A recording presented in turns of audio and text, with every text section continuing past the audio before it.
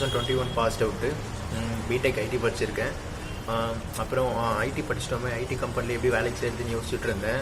எப்படி ஜாயின் ஆகுறதுன்னு எனக்கு ஒரு ஐடியாவும் இல்லை. அப்புறம் என் ஃப்ரெண்ட் ரெக்கமெண்ட் பண்ணால் என் ஃப்ரெண்ட் சேர்ந்தான் ஃபஸ்ட்டு QSpiders. அதுக்கப்புறம் அவன் சொல்லி நான் சேர்ந்தேன் QSpiders. நான் மேனுவல் டெஸ்டிங் கோர்ஸ் ஜாயின் பண்ணேன். அதுக்கப்புறம் SQL கோர் ஜாவா வந்து முடித்தேன். அதுக்கப்புறம் மேனுவல் டெஸ்டிங்கும் முடித்தேன்.